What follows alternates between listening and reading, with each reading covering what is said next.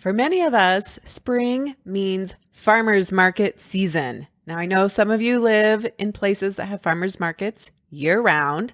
I'm jealous, but I do find that this time of year is when people who have been thinking about starting at a farmer's market, bringing their handmade product that they make in their kitchen, could be a food, a beverage, pet treats, body care, anything you're making in your kitchen, you get that idea and you're like, maybe I could, maybe this is for me. What if? Or if you're already at a farmer's market, but you're really wanting to make the most of it this season, I got you. I am putting on my farmer's market masterclass. I'm doing another live version. The last time I did this was 2 years ago, which is wild. And I would love to invite you to join me. It's totally free. You go to foodbizsuccess.com/masterclass. And I'm going to talk with you about what it takes to get started, what you need to know, what the investment is like, and then things that will help you be more successful at the market when you finally get there.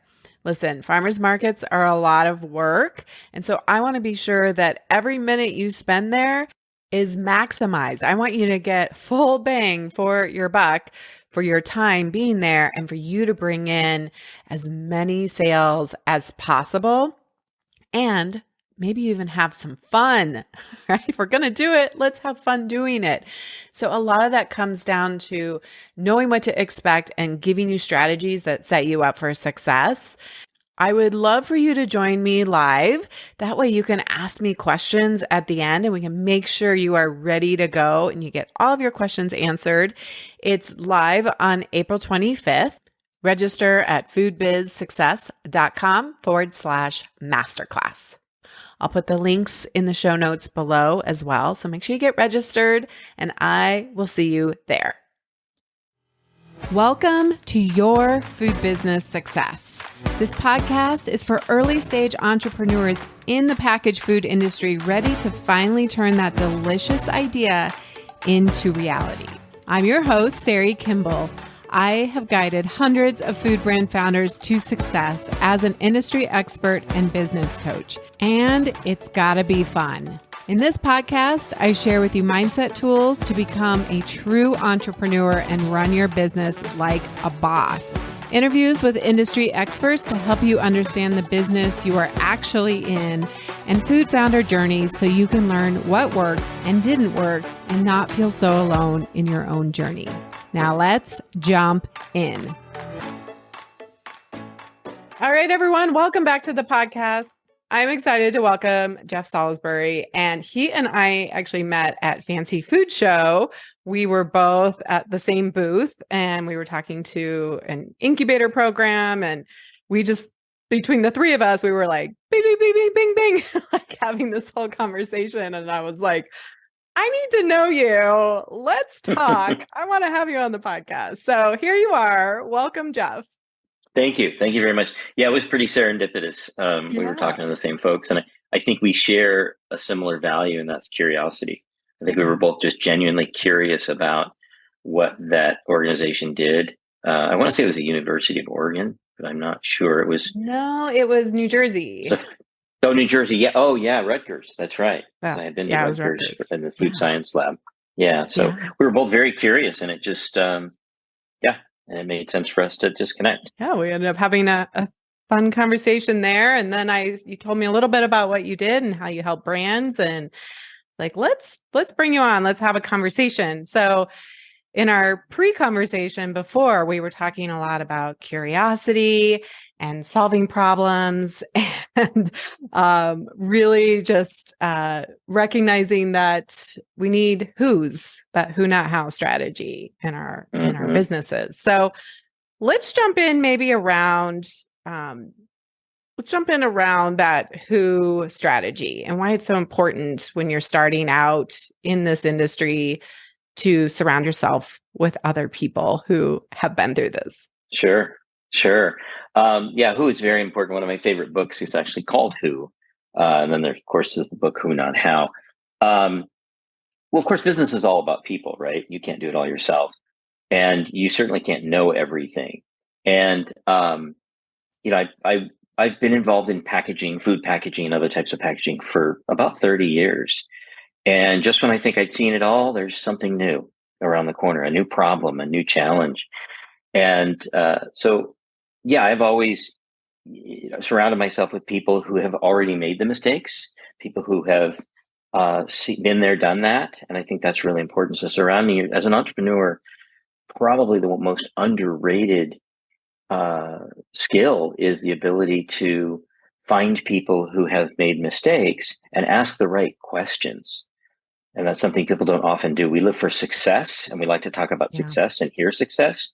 But what we should be doing is looking for failures and learning about failures, because in business, as I often say, it's always two steps forward. I'm sorry, one step forward, two steps back. And if you listen to the right people, maybe you can avoid some of the mistakes and only take 1.5 steps back. So that's, I think, who is critical, working with the right people and reaching out, surrounding yourself with a network of the right people, whether it's an advisory board, a consultant. I'm a big fan of paid advisory boards, by the way. It was a game changer for me when I built an advisory board. It made a huge difference. Or fellow entrepreneurs.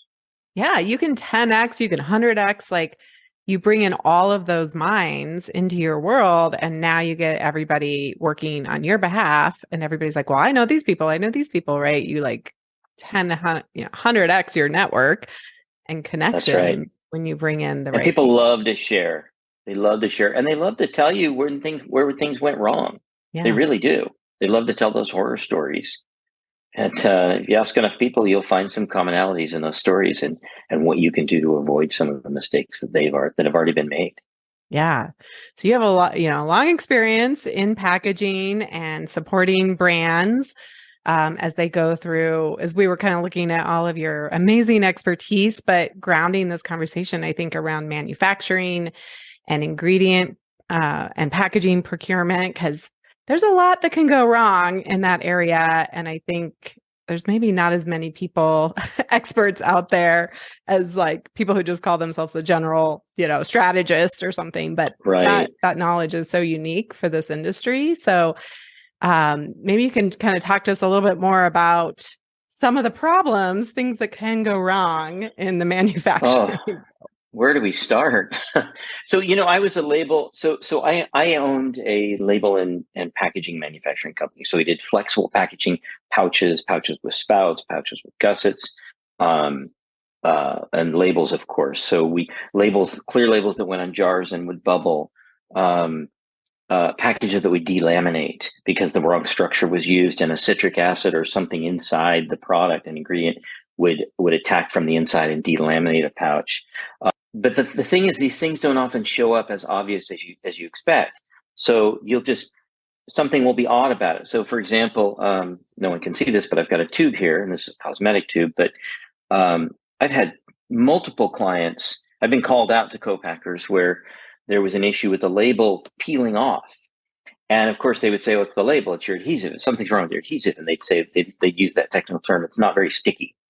And I would say, well, it's not, just add more sticky. And I would say, well, it's not a matter of sticky, it's a matter of compatibility. So let's make sure we have the right chemical composition. But every time there was an issue with the label coming off of a tube, what ended up happening, what we ended up finding was it was actually something inside the tube that was breaking down the tube where there wasn't a sufficient barrier in the tube. And the interesting thing is, and this is true of anything, every single one of those issues could have been avoided if the right homework had been done up front. But these people would buy from a broker, they'd buy from a packaging company, and often in smaller quantities because they're startups. Yeah. And the right homework wouldn't be done, the right compatibility testing wouldn't be done, everybody assumed it'd be fine. And there was one ingredient in there that attacked the tube, and it would go in and it would leach through and interact with the adhesive and drive the label off. But the clients would always look at it from a label standpoint. And it's always the label's fault. Right. It's always the label. It's always the label. So it was really cool for me because I got to go to a lot of different co-packers and see a lot of different processes. And that was amazing to me. And I really got to help troubleshoot these problems. I had to, by the way, on those tube issues, the tube manufacturer threw up their hands. The cap guys throw up their hands. Everybody throws up their hands. And for some reason, the label guy doesn't get to walk away from it. And so we had to solve their problem. So I was used to solving problems that other components created, because otherwise it appeared to be the label. And so we learned a lot. My team and I learned a lot about those things, about compatibility and things like that. So very interesting. And that's why I became a consultant after I exited that business, because I knew so much about packaging and packaging problems, and it was really fun to work on that stuff again. Well, you are probably, you're a handful of people in the world that probably really know this stuff. So thank you for being a great problem solver that can be brought into, somebody's team. We were talking before we recorded about like induction tops and linings and things. And, I know one particular client who I'm sure will listen to this and who is rolling their eyes about like, that's dang induction. Yeah. And everybody promises you that it'll be fine. It's no problem. And I think what this is, and I mean, you've had a lot more experience than I have, but I think what we've both done is just, we've gotten really good at solving problems and being really curious. Right.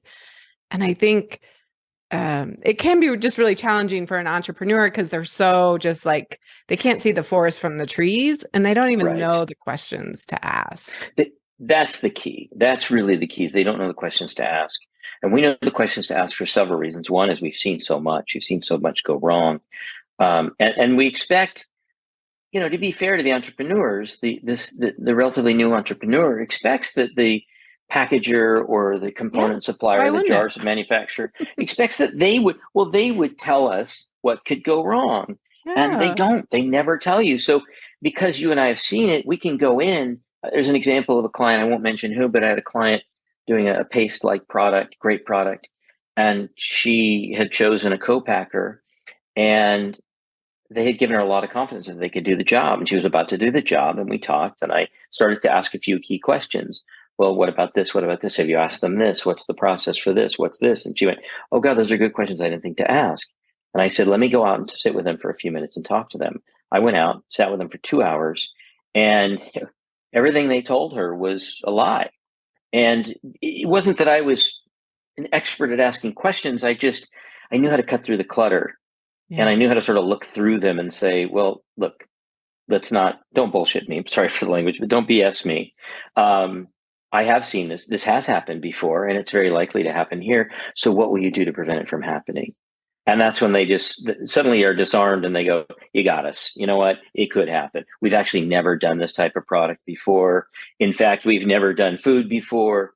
And, and it was amazing. And I remember driving away from that meeting, calling her. She's in Australia, and saying, let's get everything out of there now. They can't do it. They're going to practice on you because you're small, you're relatively small. So there's not a lot of risk for them. They're not going to practice on a Williams-Sonoma product. They have a new piston filler. They want to try it out. They have no idea what they're doing. What's going to happen is they're going to burn through all of your product. And then they're going to tell you, because of your components, there was a high scrap level. And it's your fault, and you need to give them more product. And you're going to say, wait a minute, I can't get any more of this product. Yeah. What do we do? So, it's knowing the right questions to ask and really being able to see through the BS, really. Yeah. I know, it's so heartbreaking. I have a client who hired a co-packer before we started working together. And it was like, right when we started working together, she was going down there, like, everything had already been arranged and all of the things, but it did not go well. And I was concerned, but she, assured me everything was good. It was totally going to work out fine, all the things. And I don't want to be right about I wasn't really right. I hadn't consulted her on that, but it's like, these things don't always work out. Like, I think people walk in with that very idealistic, right? There's nothing that will go wrong. Like, it's kind of like when you have an appointment across town and that in perfect conditions, it only takes you 20 minutes to get there. So you leave You're exactly right. You plan for the best case. You don't plan for the worst, because you don't know what the worst is. And you don't even know what it is. Yeah. You don't. And so using a consultant or a team or at least having conversations with people who've been there and done that before helps prepare you for what could happen. But more importantly, I think is oftentimes we'll get a quote. You get a quote for something for co-packing, and it's simple. It's 20 cents or whatever it is. It's this much to fill, and away we go. And I'll look at those quotes and I'll say, okay, let's talk about what happens if this, what happens if that, who eats it if the label goes on crooked, who pays for the rework, is the label a repositionable adhesive? What's that? Well, on this, with their equipment and with this product, we should probably have a repositionable adhesive, because otherwise you're going to have 20 people, line workers, scrubbing labels off the glass jars that you don't want them to throw away.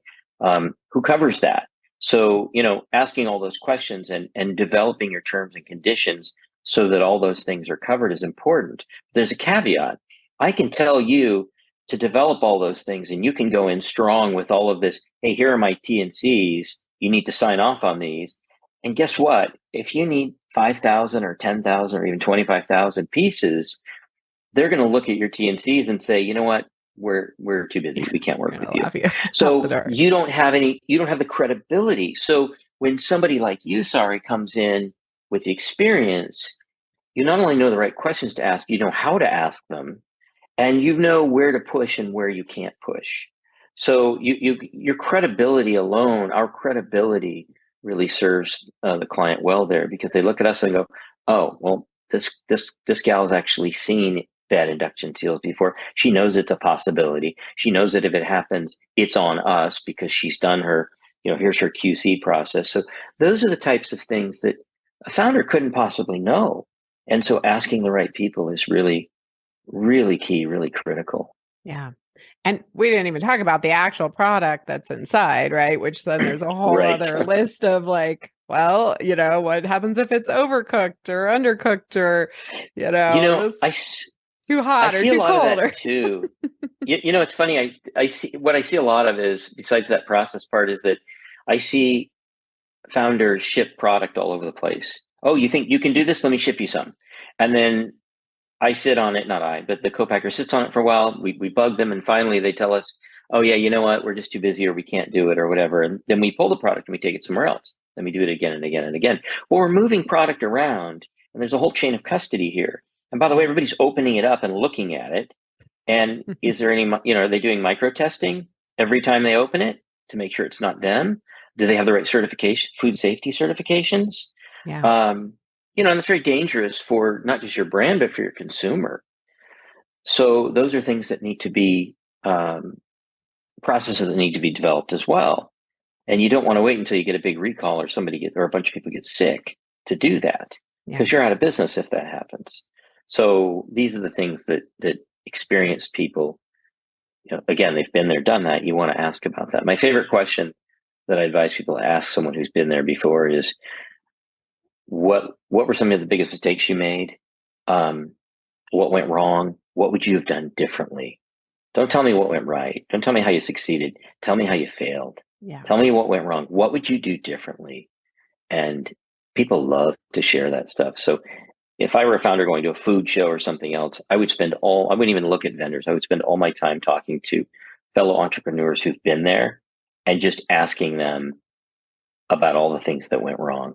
Right. And how they would address that going forward. Yeah. That's probably the best advice that I could give. That's really developing that curious mindset. And like we were talking about before, is that humbleness or humility, willing to be like, I don't know it all. And that's okay. I mean, why people come into this business thinking that they know it all is just preposterous. No, you make a great sauce or a great cookie or great whatever it is. And that's something I could never do. But, you've never packaged before. And so let's talk to people who've done it. Right. And Google doesn't have all the answers. No, you won't see everything I'm talking about. You won't see any of it on YouTube. Nobody takes YouTube videos of the things that go wrong in a co-packer system. In fact, most of that stuff never leaves the walls of the co-packer. Only an insider, someone that gets to get in there a lot and help them, because they'll call me, for example, as a supplier. And they'll say, we have this big problem. We don't want them to know about it yet. we need to fix it before they find out. And they'll call me in and I'll go in and look at it and we'll fix it. Of course, what I always say is, look, I'm going to tell my client. I mean, it just, I don't do that. I don't play that game, but we can fix it. I won't point the finger at you. I'll just fix it and say there was an issue. Here's what it was. And it was a multitude of things. Well, we addressed I mean, if there's anything that we can all agree on, well, maybe entrepreneurs don't agree with me, but is that we always have, like, people wonder, like, when will there not be any problems to solve? I'm like, what are you talking about? Always. Like, I always say we have 10 problems all the time. The problems just get bigger. Yeah, they do. You know, a lot of the problems do fall into. There are some similar categories. The Pareto principle does apply, and we can head off those big ones. But yeah, there's always going to be some new surprise, some new problem. And now with components coming from all over, coming from overseas, you just don't know.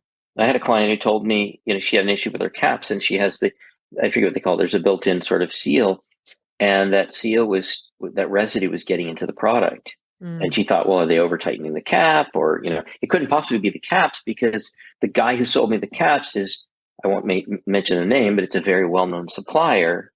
And he's really dialed in on his sources. He does source from China, but he's really dialed in. And one of the things, this is so interesting, this just happened. And I said, how many caps did you order? Well, we ordered 50,000. Okay, that sounds like a lot, and it is a lot, but for him, it's not a lot. So I wouldn't be surprised if he had a bunch of questionable caps in the corner somewhere, and he couldn't take from another order. And someone said, "What do we do?" And he said, "Well, let's just grab those ones over there. They'll be fine. It's just 10,000 or 50,000." And he used those, and you had an issue. Long story short, that was exactly what happened. Oh. He admitted it to her only when she confronted him the right way, in a non-threatening way. Yeah. And he said, yeah, you know, those were caps that were sitting. They're pretty old. That seal probably broke down. But he didn't do that right away. He pointed the finger at everybody else. So she spends an inordinate amount of time and money evaluating the cappers that the packagers are using, and looking at torque. Are we over torquing? Oh, the jar doesn't have the right thread count. And so, you know, she's chasing all these other things when it was just that.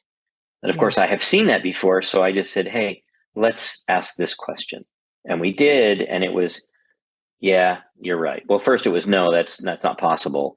And then when we said, well, could you please just poke around, just ask, get some retains. Where are your retains?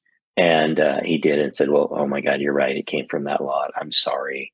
Didn't think it would happen. But she wasted a lot of time, and she's on back order. She can't sell. She probably wasted a lot of product, and a lot of product and money. Yeah. And sales, lost sales. Yeah. Oh, those things are heartbreaking, but they are like, I don't want to like scare people away, but when you start scaling up your product, right, you take it from your home kitchen to maybe a commissary kitchen, and you're rocking and rolling. Right. But this business, to really make the money, right, to make it go, it's a quantity game. It's, you got to sell a lot of units, and now we need manufacturers, and we need equipment, and we need human bodies who make mistakes as well. And then we're also relying on packaging that's also coming in those conditions, right, being mass produced. And so there's like a lot of points of potential problems. And being able to, did you ever hear that story? I'm sure you know the story, but for folks who maybe haven't heard it, that way back when FedEx first started, it was in the 50s, I think, 50 or 60s, that they had their big warehouse, they were rocking and rolling, all these people, machines going, and all of a sudden everything stopped. Like everything just shut off, grind down to a halt.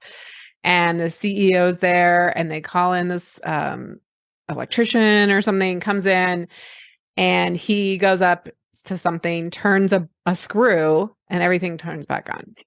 And the CEO's like, oh my gosh, this is amazing. Thank you so much. What do we owe you? And he gives him a bill for $10,000. And the CEO's like, what? $10,000 to turn a screw? And the guy says, he takes it back and he rewrites it. And it says, $1 for the screw, $9,999 for knowing which screw to turn. Well, that's what it is. Yeah, exactly. Knowing which screw to look at and which one to turn, and that happens a lot, right? People come to my house and there's something wrong with the dishwasher, and they'll come in or whatever it is, and they'll fix it in like 10 minutes. Yeah. And I go, oh my god, I can't believe you're going to charge me $500 for 10 minutes worth of work. But the truth is, they're charging me $500 for their expertise because they have spent countless hours trying to find that screw at other people's plants. You should count yourself lucky that they knew where to look, because you were up and running like that. It's no different than an attorney. So yeah, you're absolutely right. I love that story, and that's a very common story told by consultants. Yeah, but it's making the investments. I do offer like just short strategy calls, that people pay for. And so it's 45 minutes and these women came, they wanted to make these bars. They had all these questions, they hadn't even started. And in 45 minutes, they knew exactly if this was going to work, exactly what their next steps were, exactly, what was kind of a startup costs and things to be on the lookout for.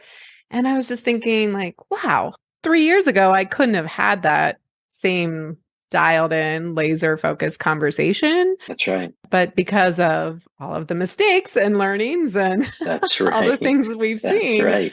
we can like cut through really fast and get people like with clarity, right? The gift of clarity, which is pretty cool. That's right. Here's where the trouble spots are more likely to be. And here are the things that probably won't be a problem for you. And helping you prepare for that is key, and build that into your plan. Yeah. Build that into your strategic plan. I mean, just like the maker, right, has spent hours and hours, countless hours, I'm sure, perfecting their recipe, right? So that's right.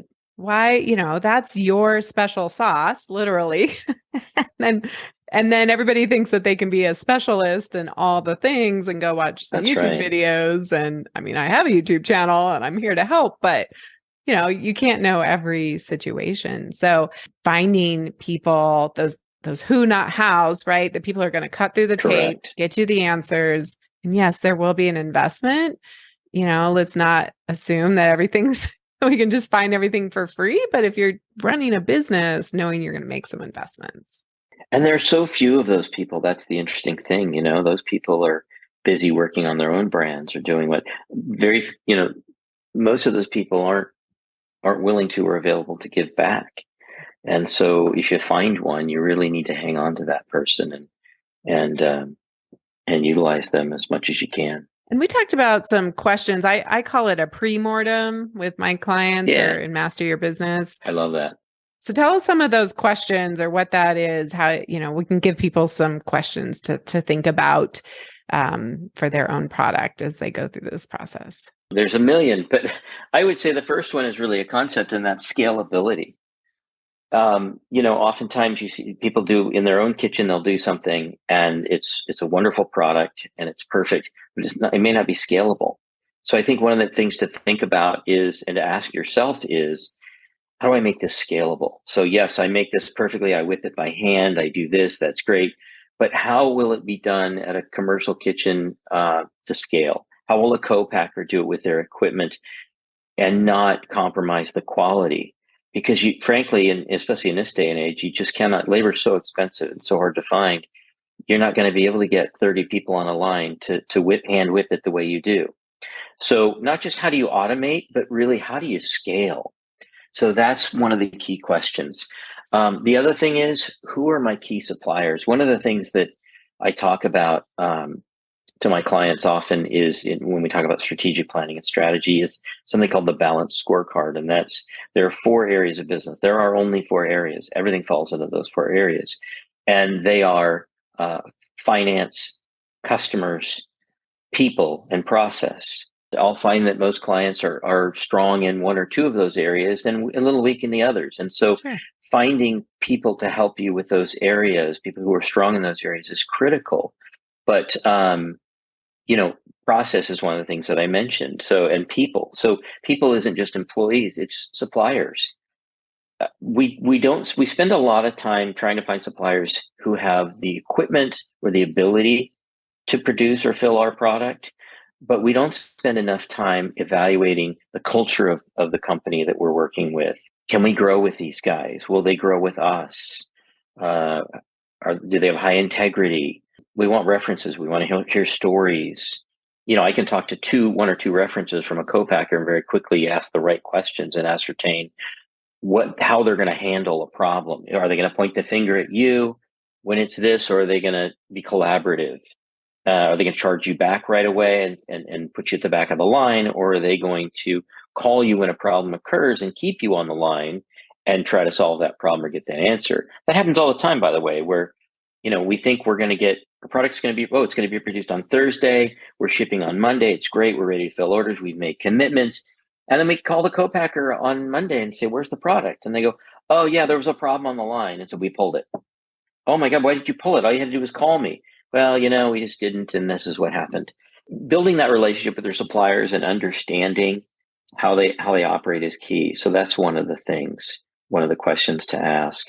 Again, asking suppliers and co-packers for horror stories. I know that sounds odd, but it's interesting when you ask people about the problems they've had, it really exposes quite a bit, So, hey, this, sounds like everything's always gone great, but, sometimes it's just conversational. So tell me a horror story. Tell me about a time when things went horribly wrong and what you did about it. "Oh my God, we had this one time, we had this bad glass and here's what happened and here's what we did. And boy, did we learn from that. Oh, so what do you do going forward?" "Well, here's the new process going forward." Yeah. So that's important too. Yeah, that's great. I hadn't thought about doing that, but it's kind of like when you're on a date or if you're interviewing to hire somebody, Just like right? that. Like ask them like the horror story. You're on a date, ask them about a bad date. Exactly. And you You'll learn a very lot quickly about the find out. person more than the Exactly. date. Oh, we do that with, I used to do that when I interview often. I would ask them about their past employers and what went wrong and tell me about a situation that didn't go so well. And if they tell me the same story more than twice, it's not the ex-employer, it's the employee. Yeah. And you'll find that, oh, he's got a problem with it. He's got a problem with, I don't know, whatever it is. Right. And it's the same thing with co-packers. But again, for a founder who doesn't have the experience, it's hard to ask those questions to be taken seriously. It's hard to know what questions to ask. And so having the support of someone who's been there and done that, who's seen it, who can look someone in the eye and say, "Come on, I've been around the block. Don't tell me that nothing goes wrong. I've seen lots of things go wrong." And specifically, what's going to happen when one of your head's nozzles clogs or this happens. And if they tell me that never happens, I say, "Well, then you haven't been in business long enough. We both know it's happened. What have you done?" And so that's where that experience really pays off. You just don't know what you don't know. And the bigger you want to grow your business, the more you need partners and to build a team and That's right. And outsource and find experts. And another part of it is outside of the co-packing. So Yeah. I had a client recently who called and they've got a great product and they're really excited. And they came to me and I said, "So what's your biggest problem? What's your biggest challenge today?" And they said, "Well, we're really excited because we just got a PO from Walmart to go into 10,000 stores." They should have been mortified and they were excited. And I said, "Well, tell me about that. Tell me what could go wrong." And, "Well, yeah, it's going to be challenging, but we think we can do it." And so, what does the agreement look like? Are there potential chargebacks? Is there an out of stock agreement? What happens if you're out of stock and they charge you back? There's something called never out of stock that Walmart likes to plug in. And I've seen many clients be put out of business by Walmart, Costco, and even Amazon. They didn't know what questions to ask or what to put in the contract, but also they weren't funded well enough. They didn't realize how much it was going to really cost, or they didn't have strong enough supplier relationships, so they couldn't fulfill, and Walmart charges them back. And then they're gone. They never get another chance. Yeah. So those are some things to think about as well, not just the product and how you fill it and the integrity of the product, but your customer relationships and how you'll manage those, and your vendor relationships. Yeah. Wow. Just thinking about you and I've seen a lot, right? I know. It makes me go like, it will go wrong. Yeah. Why does anybody do this again? Yeah, food is tough. Food is really tough. I always say I love walking shows, and I always say after I walk the food shows, I can kind of tell how long you've been at this by your attitude. So if you're really full of life and energy and excited, you're just starting out. You haven't had enough bad stuff happen to you. If you're kind of dejected and frustrated, you're probably in year 2 or 3. if you've got this sort of quiet confidence, you're probably kind of emerging from all of that, and you're in year 4 or 5. You've finally realized that it is hard, and that you finally figured it out, and so I can kind of tell where you are and what challenges you're probably having based on how long you've been in business. There's kind of a acceptance of like, yeah, let it be hard. Like, who said this would be easy, right? Like, Right. we're not entitled to it being easy. It doesn't matter how amazing your food is, your product is. We're not entitled to it just being fun and easy. And there are tools, and I as a coach help people with tools to like manage their mind and not make it so personal. Yeah. And just become a really good problem solver. And you're just like, it's almost like a game. It's like a chess game, and you're just like in it. It really is. It's not will something go wrong? It's what will you do when it goes wrong? Because of course it will. And have you empowered your people to be able to help solve those problems also? Is it all you as the founder? We think it always has to be us, but it doesn't. You can grow your people to help you with that. Absolutely. And if you don't have a team of your own, like outsourcing, finding mentors, finding consultants, finding coaches that can help you on that journey. I cannot imagine trying to do this. I don't think it's possible for you to do it all on your own. I think the toughest business for the entrepreneur is the food business. It's a tough business. Well, I think because it entices so many people who've never been an entrepreneur, and I say, food is so democratic, right? We all eat, we're passionate about it. It's our culture, it's connection. And there is kind of this myth that because it's easy, at least I see it, because it's easy to make in your kitchen, it should be easy, right? Quote unquote, to big business, right? And like most people aren't going into biotech. Right. No, that's a good point. It sounds easy. It can be very rewarding, and I've seen lots of clients make it, and it's very exciting. I can name a few dozen clients. So Williams-Sonoma was a big client of ours, and so Williams-Sonoma likes to work with a lot of small startups, small co-packers, because they love that story. John, owned a farm, and he would go out and milk the cows himself, and he would, make this cheese from that milk, and he would, do this, and they love that story. And there's so much of that out there, that artisanal story. And I've seen a lot of those folks struggle, but I've seen a lot of those folks overcome the obstacles and really blow up their own brands through Williams-Sonoma and on their own. I've seen that a lot. So there is the potential for success. Absolutely. I mean, we were both just at Expo, and how many brands were there? I mean, 3,000, unbelievable. 4,000, I don't know. So many brands. You know what, right? I love seeing the brands like Justin's Nut Butter, for example. I love going to the show year after year and seeing the brands that were where a lot of my clients are today. One person in a cobbled together booth in the back corner, because that's all they could afford, putting stuff in little Ziploc plastic bags for samples, and then seeing them today. Justin's is a great one. I love seeing the line extensions, all the products they have and where they are. And I remember talking to them way back and how excited they were, and how overwhelmed they were, and all of the problems and challenges that they had.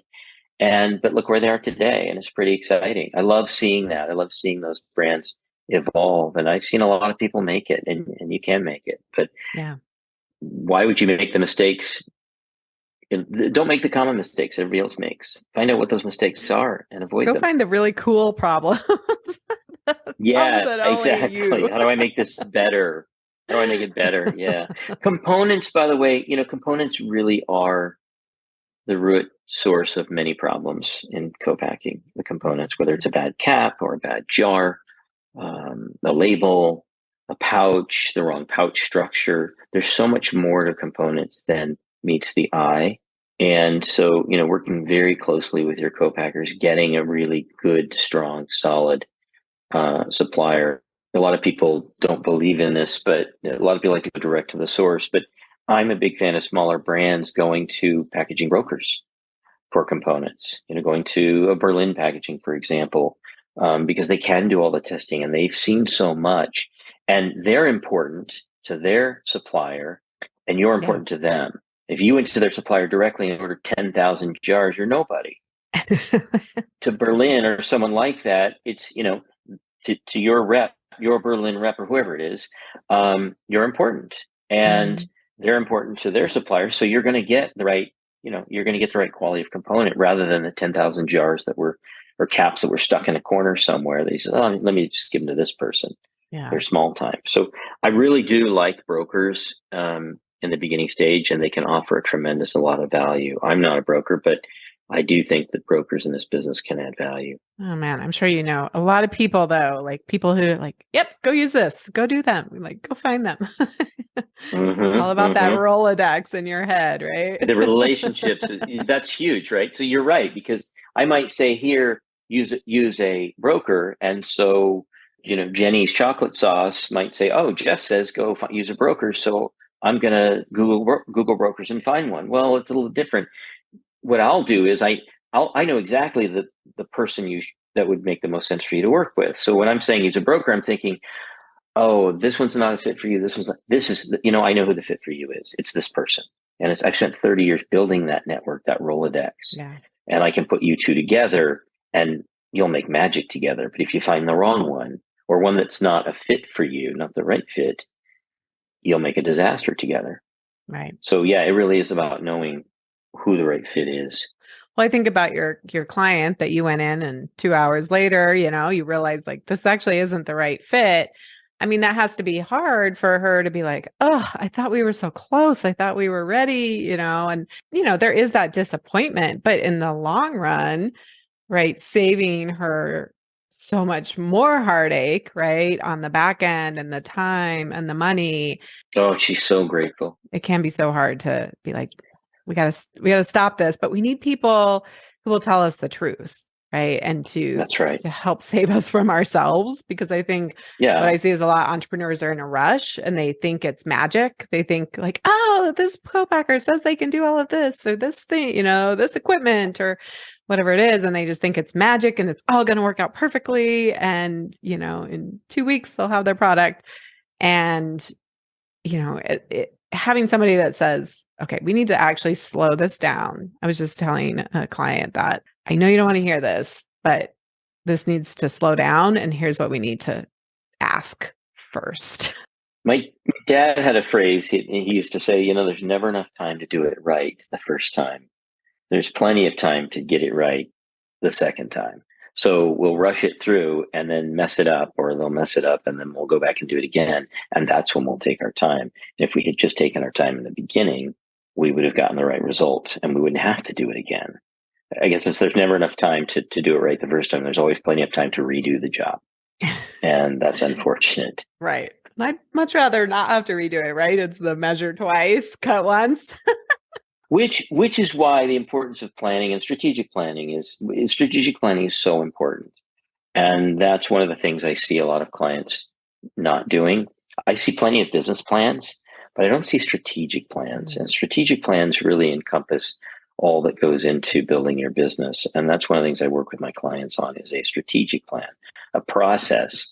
And this is not something that you're building for the bank or an investor, although it's nice for them to see it. You're building this for you. This is a roadmap for you and how you'll handle things. And it's really critical. And I find that clients that invest the time in building a proper strategic plan scale faster and have fewer issues, fewer problems. And they can make better decisions. That's really what it is a decision-making tool. It is, because, and I do that a lot with my clients too, is we create a vision and then we create the strategy backwards. And we are doing that pre-mortem, right? You're asking those questions of what could go wrong, and you're stopping and being more thoughtful and intentional about it. And when you plan for what could go wrong, you're ready for it. That's right. Part of the strategic plan is a SWOT analysis: strengths, weaknesses, opportunities, and threats. And I always ask clients, have you done one? And if they have, I like to look at it. If they haven't, I have them do it. It's pretty simple. But the first time out of the gate, the SWOT is it's the strengths and opportunities boxes are really heavy. Mm-hmm. The world is my oyster, the sky's the limit, and I can do anything. But weaknesses and threats are very small. And so I like to run them through a process where I ask a series of questions that exposes other threats and weaknesses. Not to talk them out of doing this, but on the contrary, to help them shore up those weaknesses and let's build a plan. And by the way, as an angel, I've also been an angel investor, and sometimes I'm hired by VCs to work with entrepreneurs. And so I listen to a lot of pitches, and pitches for investment are always very rosy. No one ever talks about what could go wrong. And that's one of my favorite questions as a potential investor. Okay, so tell me what could go wrong.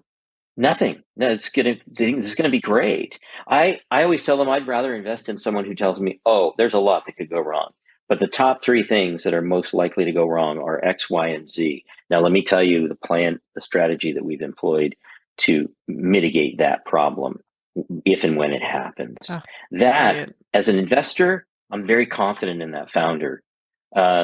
If you just watch Shark Tank and you'll see the same thing. Very rarely do you see a founder on Shark Tank tell the sharks what could go wrong. They ask about competition, and the answer is always there is no competition. There's no one who does what we do.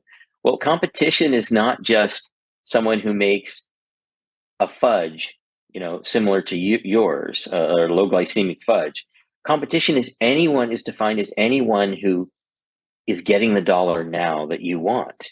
So where is that consumer spending their money, and you want that money?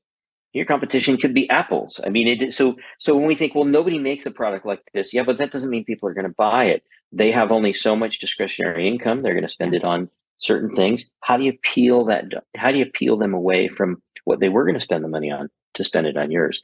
That's the true definition of competition. And we need to identify that up front. So it's more than just co-packing properly and blending right and all of that stuff. It's really about understanding the threats and the weaknesses and the competition, methodically working through that so that you've got strategies to. And we can't see our weaknesses as well, right? Even as me as a person, right? I'm like, tell me, it's good to go ask somebody like, tell me what you see. And it's gonna be a little hard to hear, right? But having somebody a little bit outside of you, because you see all the positives, but you're not necessarily seeing. And you need to, as an entrepreneur, you need to be positive. You need 100%. So I don't want you to think negatively and think of all the bad stuff. That's my job. My job is to go, hey, this is what could go wrong, but here's what we're going to do about it. Here's the strategy behind it. Here's what's going to happen with the co-packer. This could happen. Any one of these things. But so that's why we're going to add this line to the terms and conditions. That's why we're going to get them to sign off on this. That's why we're going to make sure that this happens. I mean, another thing I see often with founders is the smaller startup expects that the co-packer is going to call them and tell them when we're on the line so they can be there. You're your co-packer's worst nightmare. They don't want you there. They don't want you there at all. So I've had people say to me, well, yeah, they agreed to call me. And I said, well, here's what's probably going to happen. They say they're filling on Tuesday, right? Yeah, well, guess what? They're going to fill on Monday, and they're going to tell you they had an opening and someone was pulled off and they had a shot and they just did it. And you're going to say, well, I wanted to be there. And they're going to say, we didn't have time. We had to pivot. And so I've seen all the games and all the strategies. And so if you're able to go, I'm able to go to them up front and say, oh, by the way, I'm an hour away or whatever it is. And if somebody gets pulled off the line and you have an opening, I need you to call me and text me, and I'll be there within the hour. I'll have somebody there within the hour. So then if they do that, they don't have that excuse anymore. They can't say, oh, we had a slot, because I can say, well, we talked about this. And so there's a penalty for that. So, those are the kinds of things, knowing the kind of things that go wrong in the games that some of these folks play, and getting it all spelled out up front is really key. So you have to kind of know what could go wrong before you can do that. What would you say to an entrepreneur? Because I think it's easy for us to say hire a consultant or find a who and help, right? But I feel like if I put on the other hat of being an entrepreneur, it feels like everybody's trying to sell you their services. Everybody's got the answer. And, if you just get a broker and you just get this and you hire this consultant and then you need this, right? And there's all these services. And I don't know. I know how hard that can be on the other side of wondering, where do I start and who's the most important? And you kind of just want to throw your hands up and be like, well, I'll just figure it all out myself, right? because I don't want to worry. I don't want to be the one that got taken for a ride Right, at right. the end. And I'm the chump who, the sucker who like paid the big consultant and nothing happened. And you're so right. I see it. I see it very often. We see it often. My advice for any founder is to think about building an advisory board. I'm not talking about a board of directors, and I'm not talking about a group team of advisors. I see lots of pitch decks, and those decks have all the faces of a bunch of advisors, and they're usually pretty impressive. Um, but I know what those are. That's your uncle who works at Microsoft, and he said, "Call me if you get stuck." That's someone else who put in $50,000, and you can call him. But a true advisory board, a well put together advisory board that is paid, meets regularly, is paid to hold you accountable. And by being paid, I'm not talking about a lot of money. And these are seasoned professionals who do this not really for the money; they do it because they love it. They want to see you succeed. They want to give back. There's nothing more powerful than an advisory board. There's a book that I love called Game Changing Advisory Boards. And I read it and called my coach. By the way, I've had a coach. I still use it. I've sold my business and I still meet with my coach. I pay him and I meet with him every Monday. And I have for the last 19 years. Yeah, it's wonderful. Oh my gosh, I love it. Get a coach. I have a coach too. So yeah, get a coach. Absolutely. And if you're going to hire a coach or a consultant, never hire a coach or consultant who doesn't have a coach. Right. I agree 100%. I know guys, Rich Litvin, who's, his engagements are like $100,000 a year or more. He has a coach that he pays even more than you're going to pay him. I have 3 coaches. Right? Yeah, some people have several coaches. So, but that advisory board is so key. People that you can trust, maybe give them some skin in the game. Sometimes there's fractional ownership. You can give them 0.25% or something and only on exit. So if you don't succeed, they don't get any of that. There's many ways to pay them. But the biggest thing I think is before hiring anybody to help, and this goes for anything really, get references. But the key to references is not just getting the references. The key is in how you ask for the references, the questions you ask those references. We often just go, "Oh yeah, can you give me some references?" We look at their references and we go, "Oh, well, these are big names." So, and I don't really have the time to call them. One of the tricks that I use that I learned from the book Who that I love is, this is a game changer for me, is I'll say, "So Sari, I'd like to get some references from you." And you'll say, "Great, I'll send them over." Well, I'd like to just write them down now. And so you say, "Oh, well, there's John at XYZ Kitchens." Okay, John, what's his last name? And I'll painstakingly spell out the last name. And you're thinking, why is Jeff taking this so seriously? I usually just send him the references. And you start to realize Jeff's actually going to call John. It's just the way you say it. But instead of saying, "If I were to call John, what would he say about you?" This is a great interview tip, by the way, too. Instead of saying if, you say when. Okay, so when I call John at K&K Kitchens, what's he going to tell me? When I ask John at K&K Kitchens what some of the things that went wrong in your relationship or when he started packing for you, what stories is he going to tell me? And guess what? You're sitting there going, "Oh shit, he's actually going to call John. Well, I better tell him." Well, he's going to tell you that we had this one time when the product went bad, but we worked it out, and you're going to, "Oh, great." And guess what? By the time you're done with that, you don't need to call the references because you've just gotten the real story from the person who gave you the references. Yeah. But calling a reference is important. And when I call a reference, first thing I'll ask is, what would you have done differently with this co-packer, this supplier, this consultant? So ask for a consultant's references, call the references, and then ask them the hard questions. Say, "Hey, I know every relationship's not perfect. You worked with Sari. I don't want to hear the good stuff. I want to hear the bad stuff. What went wrong?" And if you hear nothing went wrong. She's amazing. Hire that person. But even if you hear about problems, at least you know what to expect, right? Because what you really want to know is not what went wrong, but how did you recover from that? Right. And then ask, how did Sari save you time and money? Because that should happen. A consultant should save you time and save you money. Right. Did she know or I'm using you, but anybody, right. Did she know what screw to turn, or did she try a whole bunch of different screws? And so that's really the key: using the right people and figuring out how to hire the right people, whether they're consultants or employees or co-packers, whatever it is. That's really the key. And you don't have to hire everybody, but it's important to have a good quarterback and a good advisor to help you through the process.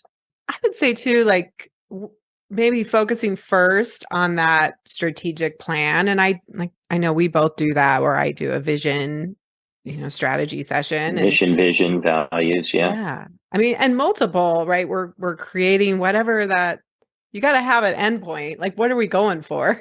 Right? Put it in the GPS. Covey says that, I love Covey, the 7 Habits of Highly Successful People. It's the first book I recommend people read. And for your listeners, I absolutely recommend reading that. If you haven't, I read it. My coach rereads it every couple of years. I reread it every year. But one of the things Covey says is begin with the end in mind. Yeah, exactly. You need to know where you're trying to end up. So paint that vision. What does it look like? What does this look like in 3 or 4 years? And then work backward from that.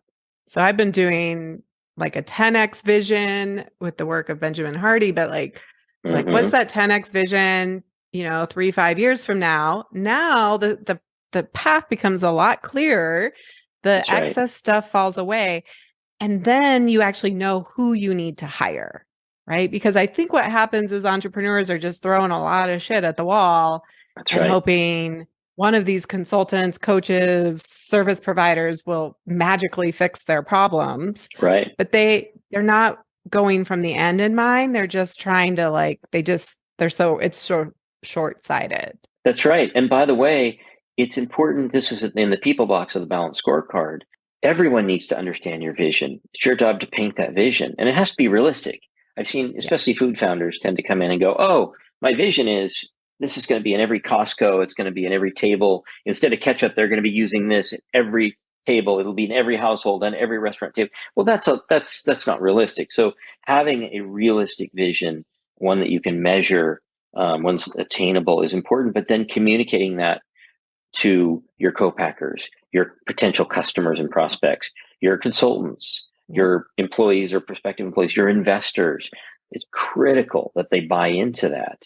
And they're not going to buy into a vision that is lofty or unrealistic. And so vision work is important work. There's a right way to do it. It's not just dreaming something up. There's a process for it. I'm sure you work with people on that all the time. I know I do. Well, this has been such a great conversation, Jeff. I really appreciate you having this with me and being here. Yeah, it's been fun. So where can people find you if they want to look you up? I'm sure there are people listening. They're like, oh my gosh, I've been looking for somebody like you. Probably the best way is through my LinkedIn profile and literally Googling going into LinkedIn and searching for Jeff Salisbury. But I'll also send you a link to my profile that you can share with folks here. That's probably the best way because then you can see my experience. But more important than that, I think, is looking at the references and seeing the variety of clients that I've worked with and hearing their stories about how I have helped them is probably more powerful than anything I could say about myself. Exactly. So that's all there. And, they can look through that and we can have a conversation and see if there's a fit. And I love that you are willing to work with small brands, startups. I love startups.